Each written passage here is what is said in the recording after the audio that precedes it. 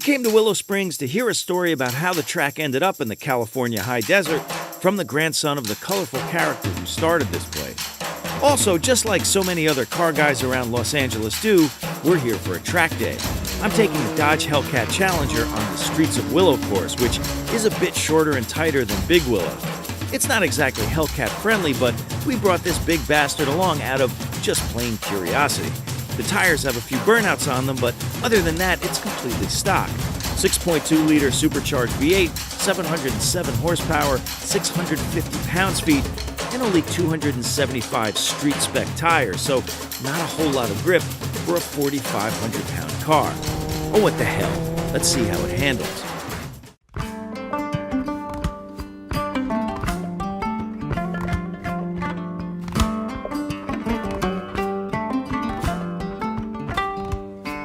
So California had the one thing that a lot of places in America did not have, and that is real estate.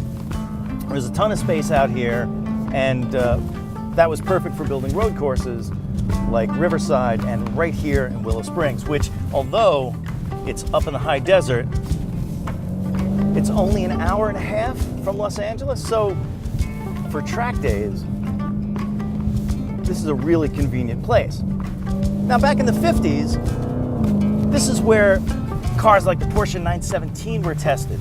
This is a place that young racers like Ken Miles and Dan Gurney learned to do their thing that they would bring to the entire motorsport spectrum later on. So this was a great place because it's open all year round to learn your craft of racing. I think it's because of the LA mentality. There's so much to do around here. We're just one of the attractions, you know. More people know about us in China than in our own back door. It's in our own backyard, you know. It's just one of those things. It's a conundrum. Lancaster was like a farm town. It was a farm valley. It was, if you look behind you, it was just a picture that, just desert. That's all it was, desert. And there were some people that did some agriculture stuff out here, but it was a bunch of desert rats is what it was.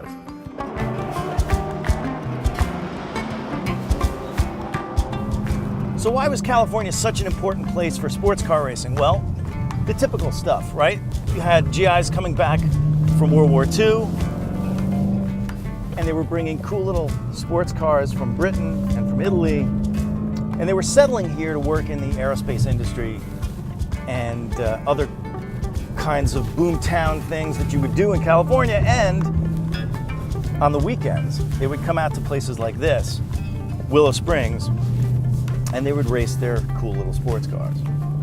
Well, my grandpa, he was born in the Depression era, had to take care of himself, so he was very self-reliant and just had to do what he had to do. And he came out here and saw it and was like, wow, I could really do something here. He was a visionary, real big-time visionary. He'd have the ideas and everyone else would do the work, you know? And so he just thought, I'll have a go at it. And what happened is there was a big lawsuit here at the time. And in walks my grandpa one time when they're having a meeting about this and says, I want to buy this racetrack. And they're like, oh, here's the sucker that's going to take this lawsuit off our hands. We'll get the racetrack back after he loses everything. He bought it on a lease, and it was just a dirt mix track. It wasn't paved. But as California grew, the population grew, and the real estate prices went up, and so all of a sudden, all that space that was being taken up by a racetrack became more valuable, so a lot of those racetracks ended up being closed and turned into suburbs. That's something that California has, weather. So you could be out here all year round, whereas, you know, in the Northeast, tracks shut down in winter and you go snowboarding or something. Cal Club came out and said to pave it, and we'll rent it from you and you can have a racetrack. And you'll have income coming in, you know? And so he paved it, told the paving company that he was gonna pay for it. And just like himself, he always had a little con going, and let him come out here. He told me the story. He said he was up on the hill and all of Roseman Boulevard was just truck after truck of paving trucks. He's like thinking, oh my God, you know, what am I gonna do? Yeah, 20 grand back in the 60s, you know, that was a lot. And so yeah, the paving gets done. And so he had a way with people. He would rip someone off and they would leave totally beat, but they would say, that guy's awesome. That was just my grandpa. All right, so Willow Springs is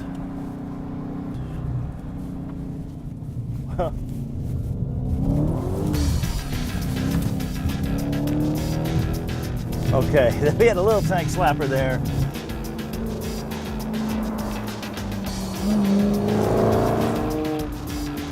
First thing is the tires are a little bit wonky.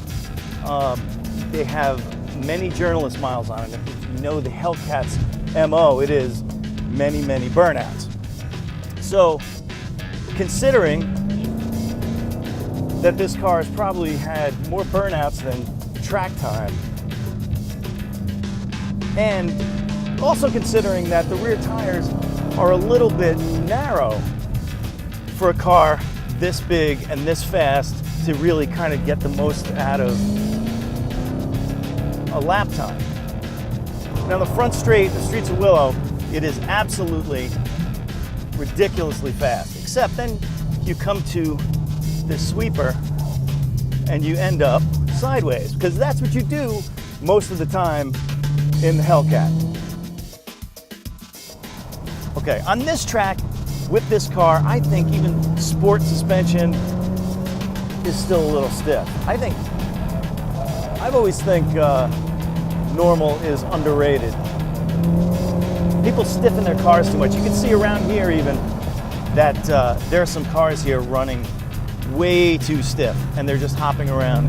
You never get tired of the sound, do you? You never get tired of that throaty V8 with the supercharger whine up on top.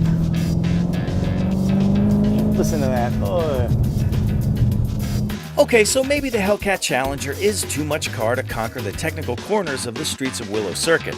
Maybe the Hellcat would have been happier on the long straights and fast corners of Big Willow next door. But for an East Coast kid, driving a muscle car on any racetrack in the high desert is straight out of the official bag of California dreams.